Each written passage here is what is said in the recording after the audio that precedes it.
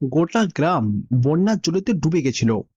যেহেতু বাড়িতে জল ঢুকে গেছিল, বেবি এবং তার মা একটা কাঠের খাটের উপরে বসেছিল।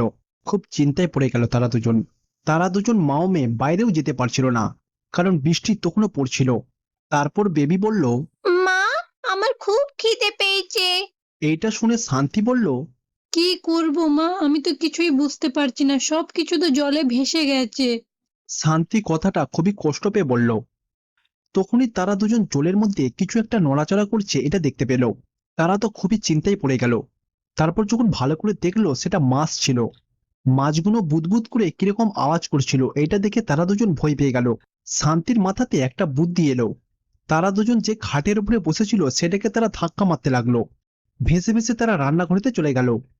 রান্নাঘরে গিয়ে শান্তি ইন্ডাক্স ওভেনটাকে বিছানাতে রাখলো। আরো কিছু প্রয়োজনীয় জিনিস সে বিছানাতে রাখলো। তারপর শান্তি বেবি মা, আমরা মাছ ধরবো, তুমি নড়াচড়া না করে মাছগুলো একটু ধরো তো। তার মায়ের এরকম কথা শুনে বেবি বলল, ঠিক আছে। তারপরে তারা দুজন শাড়ি দিয়ে মাছ ধরতে শুরু করলো। তারপরে তার মা মাছগুলোকে ভালো করে বাছলো আর ইন্ডাক্স চুলোতে পুরোতে শুরু করলো।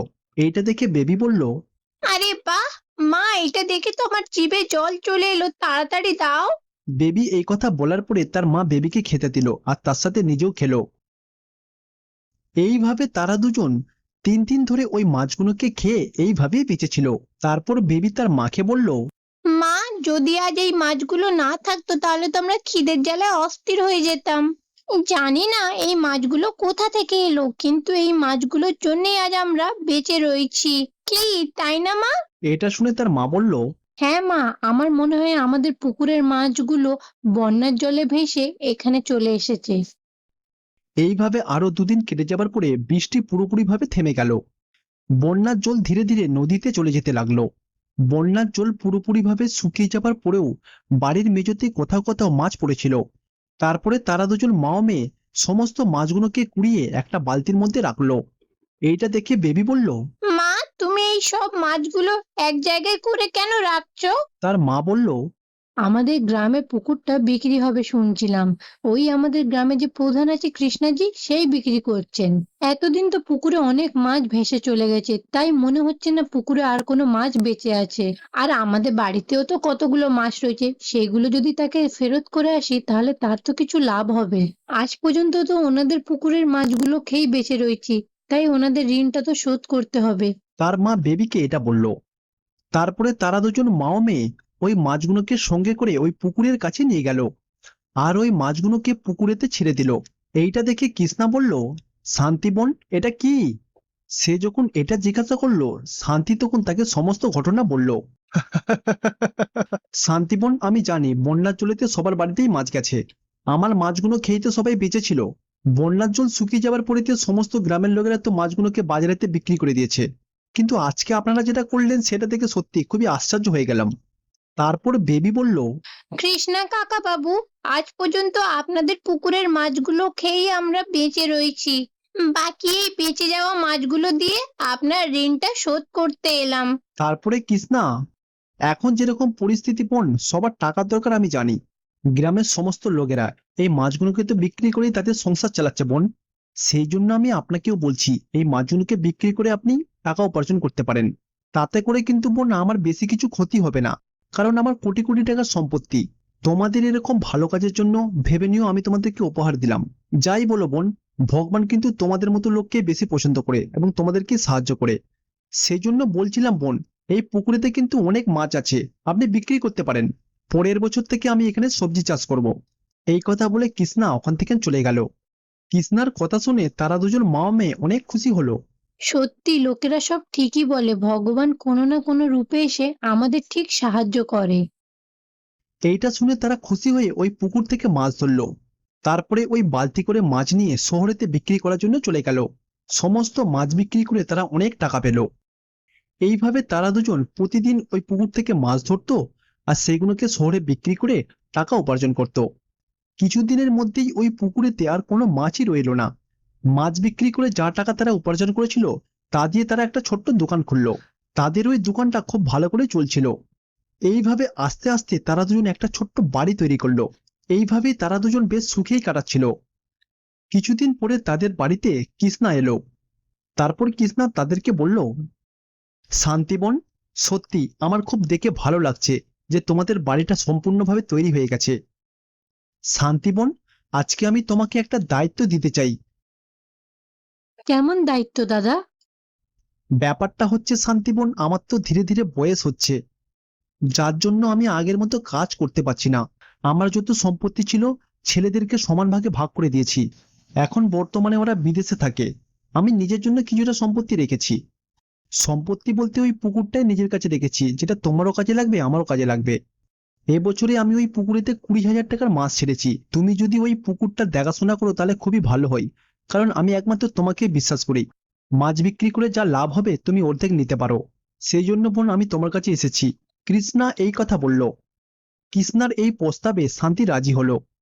সেদিনের পর থেকে শান্তি ওই পুকুরটার খুব ভালো করে দেখাশোনা করতে লাগলো। কিছুদিনের মধ্যেই ওই পুকুরেতে মাছগুলো বেশ বড় বড় হয়ে গেল। শান্তি সেই মাছগুলোকে ধরে শহরেতে গিয়ে বিক্রি করলো আর অনেক টাকা উপার্জন করলো। প্রতিবারে যত টাকার মাছ বিক্রি হতো তার অর্ধেক লাভ শান্তিকে দিত। শান্তি এই ব্যাপারেতে অনেক খুশি হলো। এইভাবে শান্তি পরিশ্রম করে অনেক টাকা উপার্জন করতে লাগলো। বর্তমানে শান্তির সমস্ত অভাব মিটে গেল। অন্যদিকে বেবিও স্কুলে যেতে শুরু করলো। সেই জন্য বন্ধুরা, কথাই আছে না, যদি আপনি কোনোদিন কারো উপকার করেন তার ফল অবশ্যই একদিন পাবেন। দক্ষিণপুর নামক একটা ছোট্ট গ্রাম ছিল, যেখানে বসন্তা এবং রমেশ নামের স্বামী স্ত্রী থাকতো। তাদের দুটো মেয়ে ছিল, একজনের নাম ছিল পূজা আর একজনের নাম ছিল আরতি। রমেশ নামের লোকটা একদমই ভালো মানুষ না। মদ্যপান করে সে বাড়িতে এসে তার স্ত্রী এবং মেয়েদেরকে মারতো, যার জন্য তারা তিনজন খুবই কষ্ট পেত। একদিন রমেশ একটা চোরের সাথে কথা বলছিল। কিরে ভাই কৃষ্ণা, কেমন আছিস? আজকাল তো তোকে দেখতেই পাই না, তোর কাজ কেমন চলছে বল। আরে ভাই, ব্যবসাটা তেমন ঠিক চলছে না। যদি আমি দুটো বাচ্চা মেয়েকে বিক্রি করতে পারি তাহলে কিন্তু অনেক টাকা পাবো। তোর যদি এরকম কোনো বাচ্চা মেয়ে জানা থাকে তাহলে আমাকে বলিস। তুই যদি দুটো বাচ্চা মেয়েকে বিক্রি করিস তাহলে কত টাকা পাবি? আরে ভাই, 10 লাখ থেকে 20 লাখেরও বেশি পেতে পারি।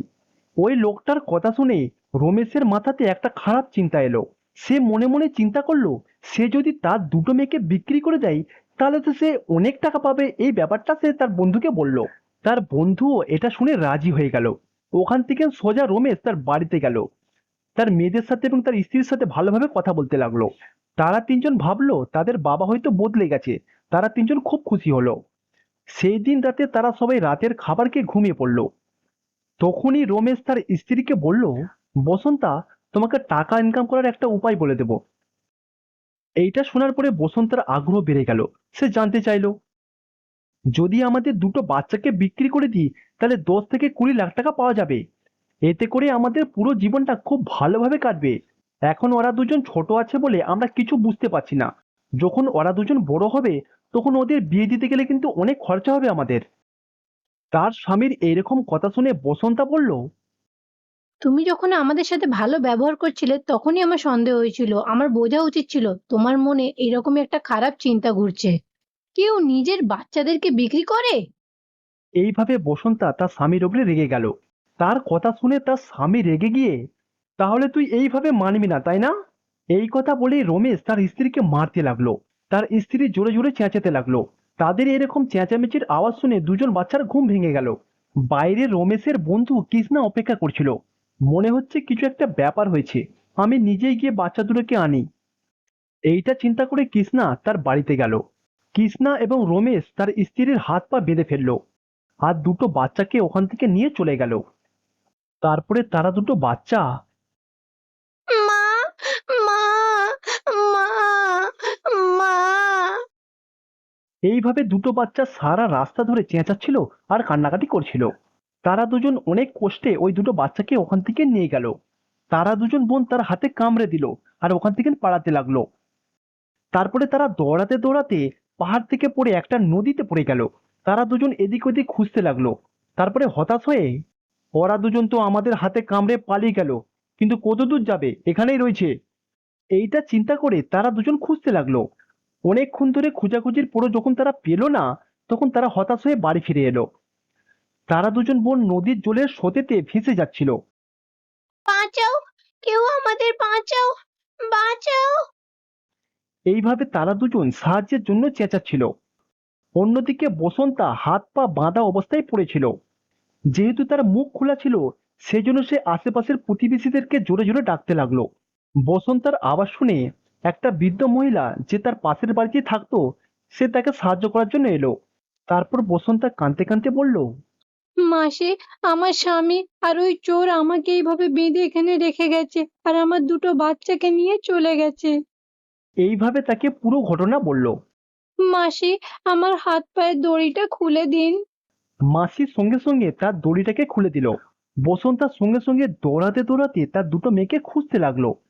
ওইদিকে তারা দুজন বোন নদী থেকে একটা গাছের ডাল ভেসে আসছিল। সেই ডালেতে বসে তারা দুজন লোকেদের কাছে সাহায্য চাইছিল।